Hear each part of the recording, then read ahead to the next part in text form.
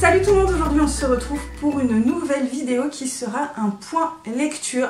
À la base j'avais pas prévu de vous tourner de point lecture mais plutôt une autre vidéo, donc un focus. Sauf que j'ai pas eu le temps du tout de finir de préparer cette vidéo et j'allais pas vous tourner cette vidéo sans vous la préparer un peu plus parce que celle-là elle mérite un peu plus de préparation.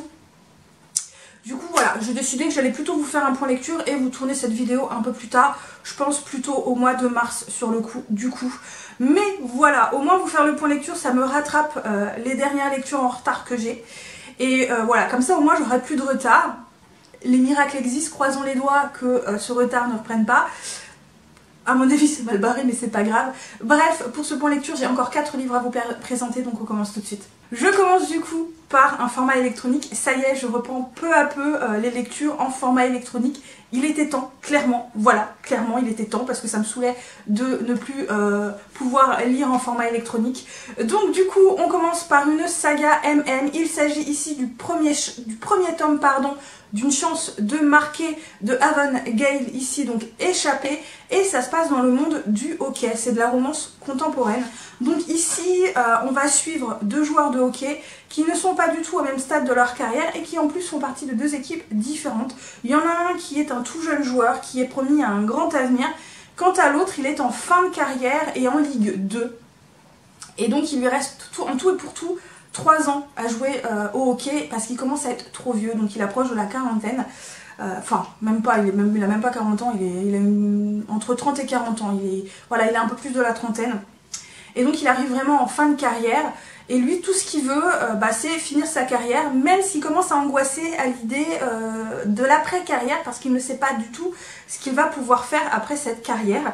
Quant au jeune joueur qui est promis vraiment à un grand avenir, qui est un très bon joueur, déjà tout le monde le voit, c'est un jeune homme qui est extrêmement maladroit dans ses mots. Il va dire des choses qui sont parfois blessantes alors qu'il ne veut pas blesser les gens. Il veut pas blesser les gens. Et puis des fois il sort des choses assez étranges, assez bizarres, parce qu'il a un mode de réflexion assez étrange et assez bizarre. Et lui il est dans le placard, voilà, il est plus ou moins dans le placard. Bref, tous les deux vont avoir un match, forcément comme ils sont dans 2 équipes adverses, ce match, ils vont clasher, voilà, clairement, et ils vont se retrouver après match, et forcément les choses vont évoluer entre les deux.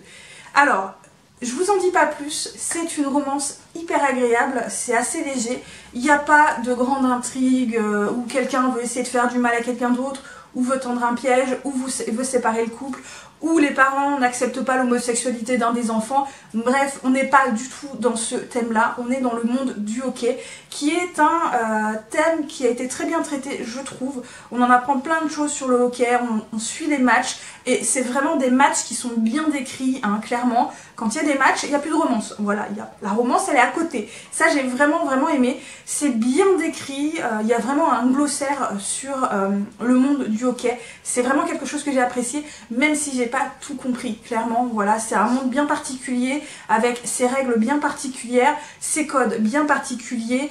Donc voilà, c'est un monde qu'il faut connaître, qui ne s'apprend pas juste en lisant un livre. Il faut vraiment être à fond dedans. Mais je trouve que c'est quand même un livre qui a été bien décrit au niveau du monde du hockey. Ça, j'ai beaucoup apprécié. Ça n'enlève rien à la romance qui est très agréable, très jolie. On va suivre ces 2 personnages aux antipodes qui ont quand même une bonne différence d'âge, même si c'est pas non plus le grand écart, qui sont vraiment à 2 stades différents de leur carrière et à 2 stades d'envie différentes, et qui vont devoir accorder leurs envies, leurs besoins, leur avenir avec leur couple. Voilà, et j'ai trouvé ça super bien mené, sans compter que la personne, donc j'ai oublié les noms comme d'habitude, voilà, la personne qui est en fin de carrière, on apprend des choses sur son passé pas très agréables, voilà, il a été traumatisé par une partie de son passé, et il vit encore avec ce traumatisme, et c'est un peu difficile pour lui de passer au-dessus, mais finalement, mis à part ça, j'ai trouvé que c'était vraiment une romance vraiment mignonne, très agréable, qui se lit très vite, très bien. Haven Gale a une plume qui vraiment est très légère, très facile à lire, c'est fluide, et la traduction est plutôt bien foutue. Voilà, il y a encore quelques petits défauts, mais j'ai trouvé plutôt cool. Donc voilà, j'ai passé un très agréable moment de lecture avec ce premier tome, et je prendrai plaisir à lire le second tome. Ensuite, j'ai lu donc le premier tome, enfin relu pour la 3e fois le premier tome de la saga Si Anime, donc de Patricia Briggs, Donc ici, Masque, publié dans leur nouvelle édition chez Brajlon, qui, moi j'adore la couve, voilà, j'adore trop la couve, je la trouve trop belle, voilà, donc c'est pour ça que j'ai craqué, et ça m'a tellement donné envie de relire cette saga, voilà, encore une fois. Donc ici, on est dans un monde de fantasy, hein, le monde habituel de Patricia Briggs, l'un de ses chouchous avec la bitlite. Donc ici, on va suivre Aralorn. Aralorn est une espionne, donc elle a abandonné sa famille qui est noble, voilà, elle était noble elle-même, mais c'était pas fait pour elle la noblesse, donc elle est devenue espionne. Aralorn est bien particulière puisqu'elle est métisse, change-forme, donc elle est capable de prendre d'autres formes, notamment des formes humaines, voilà, elle est capable de changer de forme, prendre un autre visage, et des animaux également, sauf que elle, son animal fétiche pour se transformer, c'est la souris, parce que la souris, elle se faufile partout, et elle peut espionner partout. Bah oui, Aralorn est une espionne, voilà. Donc elle fait souvent équipe avec un étrange personnage qui s'appelle Loup, enfin qu'elle a surnommé Loup, qui n'est pas son vrai nom. C'est un magicien qui se transforme en loup, et d'ailleurs ce magicien préfère rester en forme de loup. Il peut rester en forme de loup pendant des semaines, voilà, voire des mois, et ne pas reprendre forme humaine. Aralorn va devoir espionner Laemagi, qui est un peu le chef des mages, si vous voulez, pour une raison particulière, et elle va découvrir que cet homme est un véritable monstre, et qu'il y a tout un complot qui se met en place, et Aralorn va vouloir essayer de découvrir ce qui se passe, et d'arrêter cet homme vraiment monstrueux, voilà, clairement. Je vous en dis pas plus. Mais encore une fois, c'est une lecture absolument... voilà, je ne me lasse pas de Patricia Briggs, vous le savez. Donc ici, on a encore des personnages qui sont vraiment attachants, qui sont forts, mais en même temps qui ont beaucoup de faiblesses. Voilà, Aralorn, physiquement, elle n'est pas jolie, elle n'est pas... elle a rien de particulier, voilà, elle n'est pas capable non plus, même si elle est magicienne, entre guillemets, change-forme. Elle a beaucoup de choses qu'elle ne sait pas faire, qui lui demandent beaucoup de concentration, d'énergie. C'est pas quelqu'un d'infaillible, c'est pas quelqu'un d'invincible.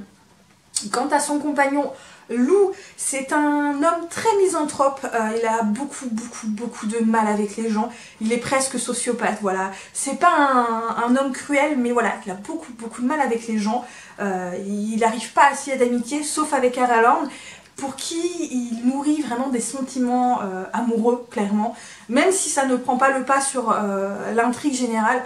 On a une intrigue qui est encore bien foutue, même si c'est un peu long à démarrer. Patricia Briggs prend du temps à chaque fois avec ses univers, mais moi ça me va, pour moi ça passe tout seul à chaque fois. On a vraiment des personnages, même secondaires, qui sont attachants. On a un univers de fantasy vraiment bien foutu, vraiment cool, et on a vraiment des personnages super chouettes. Ouais, je me lasse pas, Patricia Briggs, je me lasse pas de ces univers, je me lasse pas de ces personnages. Bref, encore un super bon moment de lecture.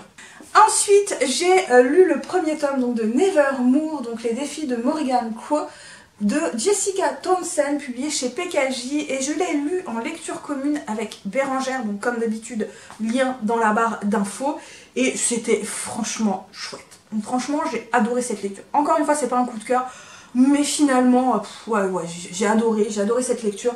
Ici, on va suivre donc Morrigan Crow, qui est né le jour du Merveillon. Et malheureusement, tous les enfants qui naissent le jour du Merveillon sont condamnés à mourir le jour... comment ils appellent ça? Je sais plus, c'est un jour encore particulier. Mince, ils le disent. Le jour, enfin, c'est un peu le jour du renouveau, si vous voulez, qui va annoncer le printemps ou une nouvelle année. Enfin bon, bref, elle est censée mourir ce jour-là. Morrigan Crow le sait, elle vit fataliste avec cette idée qu'elle va mourir dans une famille qui finalement la rejette complètement et n'attend clairement qu'une chose, c'est qu'elle meure. Voilà. Parce que comme c'est une enfant maudite... tous les malheurs lui sont amputés. Voilà, quelqu'un va se casser la jambe, c'est de sa faute. Il va pleuvoir alors qu'ils attendent du soleil, c'est de sa faute. Tout est de sa faute à Morrigan Crow, et donc son père doit à chaque fois donner des excuses, payer, et lui il est très impliqué dans la vie politique, et donc il en veut beaucoup à Morrigan. Et Morrigan, voilà, elle a vraiment une vie malheureuse, c'est vraiment très triste. Et ce jour fatidique où elle doit mourir va arriver plus tôt que prévu, et elle va être sauvée in extremis par un certain personnage nommé, je ne me sais plus, moi les noms je ne sais plus, John ou je sais plus quoi. Je sais plus le nom, je sais plus. Bon bref, il s'appelle, on va l'appeler John. Je suis pas sûre que c'est John, je me souviens plus. Je me souviens plus. Bref, il va la sauver et l'amener dans ce monde étrange nommé Nevermore et vouloir l'engager pour l'entreprise pour laquelle il travaille. Mais attention, on n'entre pas comme ça dans cette entreprise, il faut passer des épreuves. Je vous en dis pas plus. Mon Dieu, ce livre est juste génialissime. On est dans un univers absolument dément, avec tout un tas de personnages complètement hallucinants, des choses merveilleuses. Enfin, c'est un monde qui fait rêver, voilà. C'est un monde qui, moi, m'a fait rêver. On en apprend plein au fur et à mesure sur l'univers. On a des petites touches, voilà, qui vont nous faire nous questionner sur le personnage qui a sauvé Morrigan et sur Morrigan elle-même. Il y a plein de petites intrigues qui en fait finalement sont liées. Et j'ai trouvé ça vraiment vraiment cool. À la fin on a pas mal de révélations et ouais c'est très chouette. J'ai très envie de lire le tome 2. Je me demande quand est-ce qu'il va sortir parce que je ne sais pas. Et je me demande où l'auteur va nous emmener. Parce que le premier tome était vraiment génial. D'ailleurs Bérangère a beaucoup aimé aussi. Dis-moi le contraire si c'est pas le cas, mais il me semble que tu avais apprécié Bérangère. Bref, j'avais juste adoré cette lecture. Vraiment, je vous conseille. C'est du jeunesse, mais on passe vraiment un super bon moment. On a des personnages haut en couleur, on a un univers haut en couleur. Vraiment, c'est trop cool. Vraiment, j'ai adoré cet univers. Lisez-le, il est génial. Et je termine par le premier tome de Oui, donc ici Remade, de Alex Carroll, je crois, publié chez Casterman. Alors ce livre, je l'ai lu pareil en format électronique, je me suis procuré. Je l'ai lu surtout parce que Maud l'avait, on avait parlé dans un des précédents points lecture, et franchement ça m'avait vraiment donné envie. Et comment vous dire que autant j'ai aimé ce livre, autant je l'ai détesté. Voilà, je ne lis pas souvent des livres post-apo, mais celui-là, ouais, je l'ai lu.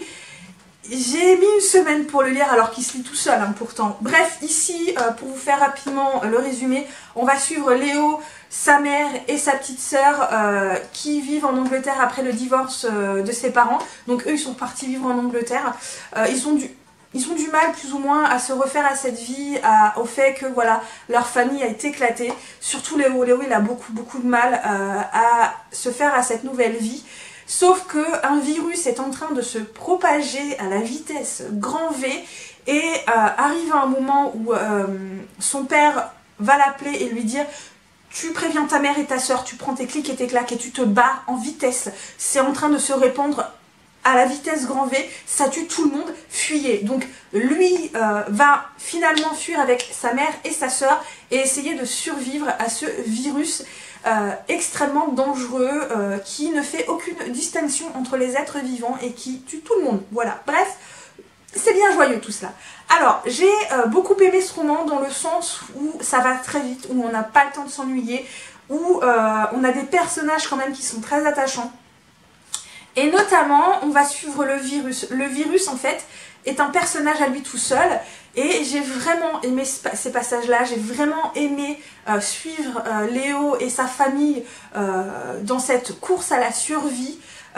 Pour l'instant, on est dans un premier tome. Donc, en fait, on va juste les voir fuir, si vous voulez, tout du long.